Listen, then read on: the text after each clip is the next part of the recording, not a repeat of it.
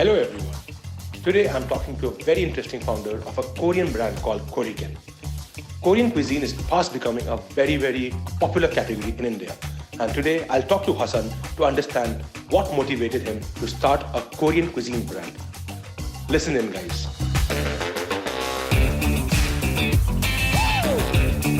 Good evening, Hassan. Really happy to be talking to you.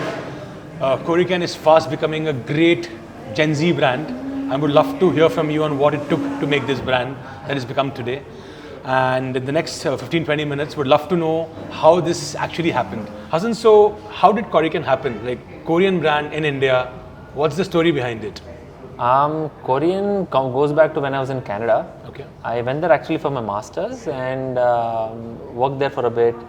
But there was always a small bug in me to always be a part of the food industry. Yeah. And then I just dropped everything and I thought, okay, let's see where this industry takes me. Yeah. So I saw a small restaurant opening near my house.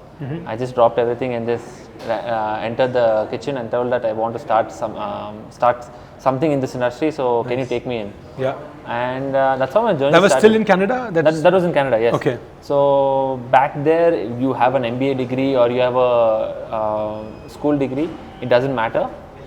You start from the ground up. Yeah. So started off as a dishwasher. Wow.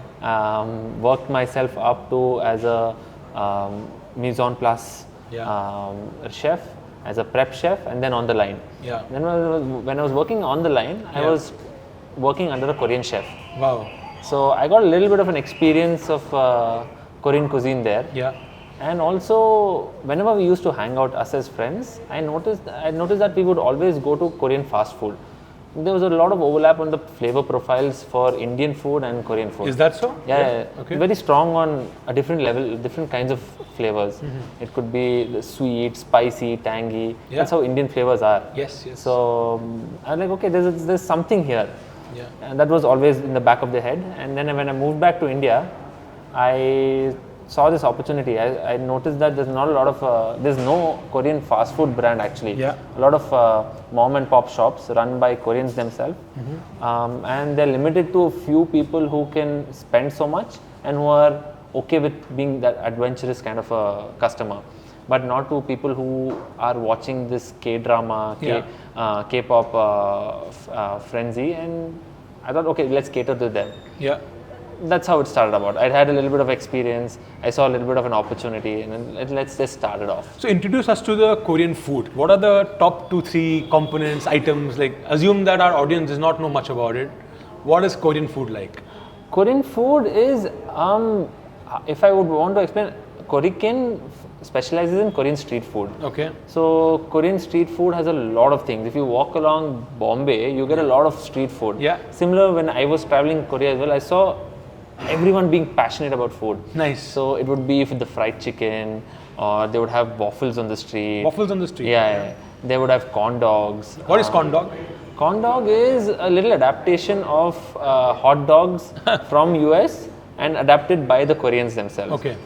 So what they've done is they've taken the sausages and then they deep fry it. They put some toppings on it. Wow. They put their own sauces on it, and they've taken their own. Is that a version popular of it. item in Koriken? Yes. That's the highest selling item in Koriken. Wow. And I think we were the first ones in Bangalore to get corn dogs, and now it's become a very household thing. Yeah. From being a student in Canada to starting a business in India, like how difficult was the decision? Because a lot of people just stay back to study further or work in the country where you have done your undergrad from. So was it a tough decision? Was it easy? How did it happen? The decision of coming back to India was always there when I went there. Okay. Definitely when I went there, was there for over 4 or 5 years, the decision was a little more difficult. Yeah. The life is good there. Yeah, of course. It's easy, and you have a lot of things going on for you. You have this independent life there and all of that. So the decision was always to come back. Yeah. But after 4 or 5 years, that the thing that you don't want to move away from, that change, you don't want to have that change. Yeah. That made it a little difficult. But then I was like, no, I have decided that I wouldn't want to stay in Canada for long, and I come from a business family, so business runs in my blood. Nice. So wanted to come back and start something. So you're still very young, and I noticed that a lot of your customers are also very young. Do you think that plays a role in positioning Koriken as a Gen Z brand, or like tell me what goes behind a Gen Z person's mind? Like, what do you think? How do you think, about consumer? How do you think about branding? I think getting into Gen Z's mind is something that even I want to try. But there's a little. Through our 2 years of experience, we noticed that Gen Z wasn't the only crowd that was coming in. Gen Z was definitely the first adopters. They were the early adopters for our kind of cuisine, and they are the ones who are promoters for our cuisine. Nice. But then it was on a regular basis, on a repeat basis. It was people in their late 20s, early 30s coming in and trying something new for themselves. So yes, definitely we are trying to understand what that Gen Z wants and trying to get into their mindset. That's, I think, a bit of a journey for us as well, but we are definitely on that path. So, in an era where young entrepreneurs start off by being cloud kitchen operators and then opening stores like these, I think you've reversed the playbook by first having a large outlet like this and then probably, doing online, through those stores. So what was your, how difficult was it to take that decision to start an offline outlet while you could have easily done a cloud kitchen, low risk, low capex? What went behind this decision? It's very interesting because a lot of young entrepreneurs food entrepreneurs feel that starting a restaurant is like almost a no-go. Start with a cloud kitchen. So it's almost like a conundrum. Actually, that was my mindset as well. Is it? Yeah. In my building, there was a small 300 square feet commercial space. And I thought, let's start off as a cloud kitchen, and then we'll see how accepting the people are, or how good are we in this industry. But then a little bit of a conversation with my father was a turning point for me. Yeah, he was the one who pushed me and backed me. Sometimes the old school wisdom helps. Correct, 100%. So he was like, no, don't go cloud kitchen. I don't understand this. Yes. We had a lot of debate over that. And I'm like, okay, let's it's start often said that if you can't explain your business model to your parents, then it's probably not the easiest of the business 100%, yeah. So they're the first people who you have to sell the business to, then you can sell to anyone else. So we started off with a small 300 square feet kitchen. A restaurant with half of it for the kitchen and half of it for dining. And we started off with a very small menu. We only had Korean fried chicken and burgers in our menu. And today, if you see, that it's evolved to having fried rice, kimchi noodles, the corn dogs, the tacos, some ice creams, and some boba teas as well. But that was all a learning process for us. We wanted to see how people react to this, how people are accepting of this, and take it forward from there. The first 2 years have only been because of the feedback that we've collected from customers. So tell me this, how does the feedback which you collect goes back into the R&D machinery, new product creation? So you're getting tons of feedback from your customers. Yes. How does that flow back? This is after 2 years of feedback. It's important to know that everyone will have feedback. It is what makes sense for the business, that you have to take it from. If you're getting hundreds of messages from customers that you have to do this, you're not doing this right, you're not doing this right. Out of that, probably only 50 or 30 will work. So you have to take that collective decision. You have to know that why did you start off with. I started off Koriken because I wanted a Korean fast food brand. If someone came in and told that, hey, you don't have a lot of options for the kids, we definitely want to include a lot of options for the kids as well. But at that moment, it didn't make sense. Also, I think in any food brand's journey, catering to 100% is impossible, right? McDonald's also, I'm assuming, on day one did not have the Happy Meal. It came in much later. Yeah, exactly. So it is important to know what can you bring in now, and what's important for the business. So initially, when we were only doing fried chicken, a lot of people told me that, oh, fried chicken is good, but if you want people to come in for a meal, you need to have some rice, some carbs into it. Interesting. And that makes sense. Because in Canada, when I saw this, there was Korean fried chicken business was doing really well. A lot of stores opening up, a lot of big chains opening up, small mom and pop shops opening up.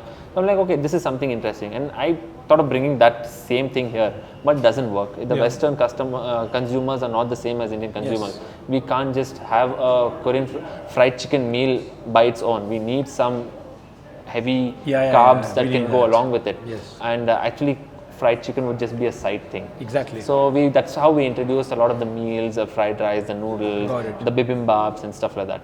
Yeah. And like right now in your business, like in your org, who is the food person? Are you the food person? Are you the one like helping create these new dishes? It is my wife and I, yes. Oh, brilliant. Because I've had this. So does it require you to travel a lot? Does it to try out new places? It does. We travel to Korea often. Oh wow. Yeah, we just go there for a lot of inspiration, talking to people, bringing what is there in the market in the current situation, and bringing that back here. And also I have a little bit of the network from Canada still with me. Yeah. So they can help me out. Were there a lot of Koreans studying in Canada? Not a lot of Koreans. Okay. But the Korean cuisine was getting a lot of popularity. Interesting. Yeah. Interesting. So talking about the popularity of Korean culture in India, like there's really been a boom in the overall content consumption when it comes to Korean content. You see a lot of references in the pop culture. What do you think is driving that? Like I am very intrigued. I keep hearing now, from my young nieces and nephews that they're watching K-drama and etc. whatnot, right? So are you also consuming a lot of Korean content? And how did it start? Do you have any thesis on this? I don't know how it started. Yeah. But my first introduction to Korean culture was through my brother and sister. Yeah. During pandemic when I was in Canada, Yeah. my conversations with them, whenever I used to video call them, my sister was watching a K-drama show. Unbelievable. Wow. My brother's learning Korean on Duolingo. So that was like, oh, this is fascinating. So like, are you consuming any of the content now? At the moment, yeah, here and there, because the business keeps me busy. But whenever we get a chance, we just start something new. Yeah. So and whenever we do some events, Korean events and stuff, I see that K-pop stars, the music is really good. Yeah. People can connect. There's difference between the Western dramas and the Western entertainment and Indian entertainment, whereas there's a lot of similarity between the Korean. I heard so. My sister is watching a lot of K-drama and she's saying it's very, very similar. Yeah, they emphasize on love and hate. Like if you see those 80s and 90s movies, there's a lot of drama in them. Even if one slap would go 3 times. So that's how it is. Even a proposal by a boy to another girl would be a little slow motion, nice music and this and that. In so fact, someone recently told me that a lot of Indian Bollywood music is become very, very popular in Korea as well. Oh, I didn't know this. In fact, like they are singing a lot of Indian music without even knowing the meaning, So in a lot of these reality shows, the Korea Got Talent equivalent, a lot of singers are now singing. Oh, this is news to me. Yeah, so I think there's a lot of cross-pollination happening. Yeah, that's what I see, and I see a lot of Korean people collaborating with Indian music stars as well. So all this, I think. But outside of content, do you also see Korean brands doing anything in India? Are you aware of any of the Korean brands coming to India? Korean brands in terms of cosmetics and skincare and everything, it's really the next level now. Yeah. If I go there. Whenever I travel to Korea and I see that this is something new, and I look back on Nykaa or Myntra or something like that, we have it there. Oh wow! So there's nothing that's not there so in India. K-beauty is also a thing yes. So I think, and they are doing really well in K-beauty. I think they're the pioneers right now, in especially skincare.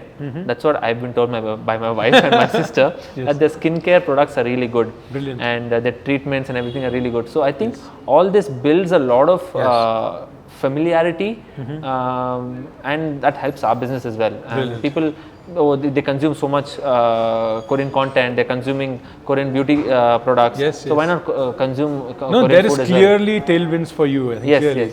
So, changing tracks, so you running an online, offline business both, again, a lot of budding food entrepreneurs would love to know, are these two businesses, of course you're serving it from the same place, but are these two businesses inherently different? Customers coming and eating in versus ordering in. So are they similar businesses or if not, what are the differences? I think back-end wise, they are very similar. Yeah. My chef wouldn't know it's going for an online or Oh, an is it the offline. case? Okay. No, they know it's a but Swiggy they will delivery. be exactly the same preparation. It's going to be the same preparation and everything. So there's no difference in that. And no different menu on Swiggy versus offline? No. A few things we still don't have online because like it's not travelable probably. Yes, our corn dogs are the number one items in our menu, but we don't have them online. Purely because it does not travel well? It does not travel well. A lot of our dishes also we don't put because they don't travel. Yeah, exactly. So that was a conscious call. Like, let's not give people expectations and not live by them. Yes, exactly. So that's one thing that we've consciously taken a note of. And like I said, in the back end, there's not a lot of difference. Understood. A chef wouldn't know that he's preparing it. Obviously, the KOT tells him that it's for Swiggy, Zomato, or for dine-in. Yes. But the preparation is the same. And the only difference how it works is the way you're working in the front end. In the front end is what for offline it's the service people who are the face of the brand. Yes. And the face of the brand for online is the food and the way your packaging works, how you've placed your how you position your brand. That works really. That's an important part, I'd say. How you differentiate yourself from the rest of the brands. Yes. So that's something you have to play with. The front end, I'd say, what the consumer sees is what's different, but the back end is the same. Got it. And tell us about your footprint. How many stores do you have right now? How many you plan to open in the next 12 months? So currently we have 3 locations, and fourth one coming up in the next couple of months. Nice. You're largely in Bangalore. Yes. Okay. We dominantly in Bangalore itself. Yes. In the next 12 months, we see opening another 4 more within the Bangalore region, and then we want to go outside as well. Brilliant. Yeah. Brilliant. And are you a foodie? Oh, I am. I keep trying. I'm not very adventurous. Yeah. But I need to try something new every time. What are your favorite restaurants in Bangalore? A couple of them. I like a few. I like in Indranagar. There's this place. There's Daddy Daddy's Cafe. The food is good. Miso Sexy has good food. Very nice. Yes. I like the sushis. So is that your favorite cuisine? Sushis? I like Asian. Thai basil is good. Yeah. So I prefer. I come from a Muslim household. So at my house there's always heavy food, Mughlai food and stuff like that. So have you tried Sharif Bhai biryani? Sharif Bhai biryani I haven't. You should try it. I should. I know. Yes. I am not a big fan of biryani because is that because it's staple food for you? Yes, I've eaten so much biryani and I'm like I keep away from biryani. Makes sense. Yes, but otherwise, Asian food, light food, is something. And is Korean different from other Asian? Like, because if you look at Thai, Chinese, Japanese, they have a certain flavor profile which is not very strong, like mild flavor. Do you think a Korean food stands out in that regard because it's slightly stronger flavors, as you told me? I think it does. Even if you say Chinese and Thai, I see Thai and Chinese also very different. Thai is very coconut broth and there's a lot of basil in it and stuff like that. So that way it's different. Chinese has a lot more chilies and garlic and ginger and stuff like that. In Korean food, we see difference. Yes, the flavors are stronger. There's a lot more sweetness in the food. I think that's one big difference. Sweetness is a big difference. Koreans like their stuff sweet. Wow, interesting. Yeah, and if it's sweet, it's sweet. If it's spicy, it's spicy. Yeah. There's no middle ground for them. No sweet and sour kind of a thing. No. They do have it. They try balancing it. But if it's sweet, they're going for sweet. If they're going for spice, they're going for spice. So you are a very young entrepreneur. So do you have any advice for young entrepreneurs trying to become food entrepreneurs? Because I see that trend, where a lot of young kids really want to start their food brands. So maybe a word of advice and maybe some anecdote from your struggles, like any business goes through the cycles of ups and downs, right? So anything that could help the young entrepreneurs or budding entrepreneurs. I think if you come into this industry with a lot of passion and the expectation that you're going to be putting a lot of time and effort into this, I think it's a great business. I still see, like from my travels, I see that there's a lot of things that can still be brought to India. Like these days, boba tea is doing really well. Do you have boba teas on your We do have boba in them. We do in the form of mojitos with boba. So that's Is that also Korean? That's Taiwanese. Taiwanese, okay. Yes. So a lot of things are still there. Like the market is still open for a lot of players to come in. just keep an eye out for new things that are there. See what can work in India, and I think put your passion and dedication to it. In this industry, I think it's 24/7. It's not just the restaurant industry, the service industry overall.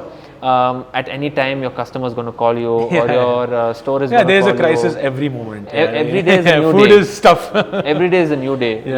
So I think if you bring in you come in with the expectation that you're going to be putting a lot of hard work into it. Yes. Then I think this business is good for you. Great. Yeah. Guys, all the best, Hassan. It's been a great conversation, and the space looks good. The food is great. And I'm very, very sure that Koriken will become a great part of Indian culture going forward. Thank you so much. Thank you. All the best. Thank you. Thanks, Ankit.